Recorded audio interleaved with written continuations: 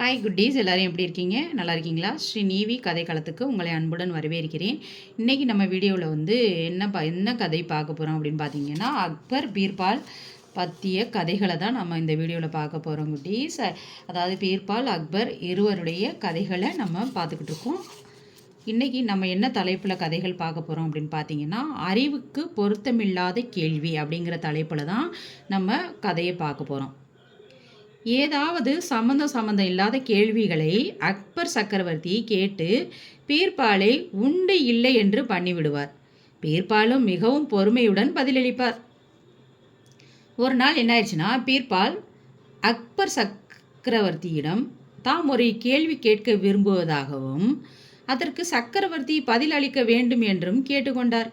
இவர் என்ன கேட்கப் போகிறாரோ தெரியவில்லையே என்று எண்ணி குழம்பித்தான் குழப்பமாகிவிட்டார் அக்பர் சக்கரவர்த்தி. நல்ல காலமாக வேறு யாரும் இல்லையே, அதனால் அவர் எதையாவது கேட்கட்டும் என்று அமைதியடைந்தார்.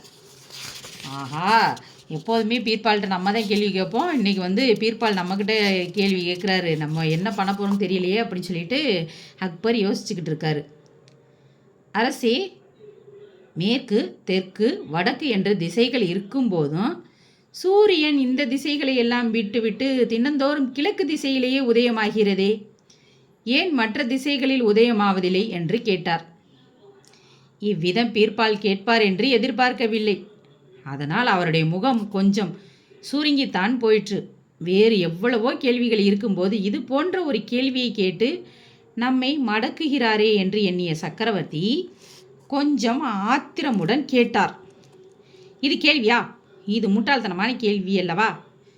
இதை எவனாவது எந்த முட்டாளாவது இப்படி ஒரு கேள்வியே கேட்பானா என்று கோபத்துடன், அதனால்தான் அரசே தங்களிடம் வந்து கேட்கிறேன் என்று சிறிதளவும் தயக்கமின்றி கூறிவிட்டார் பீர்பால். இவ்விதம் கூறியது பற்றி அக்பர் என்ன பண்ணியிருக்காரு? பீர்பால் மீது சிறிதளவு கூட வருத்தப்படவில்லை, கோபப்படவும் இல்லை.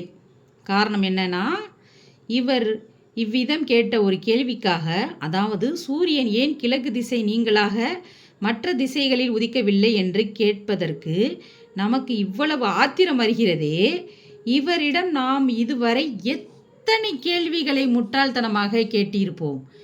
அவைகளுக்கெல்லாம் அவர் பொறுமையாக பதில் கூறித்தானே வந்திருக்கிறார்.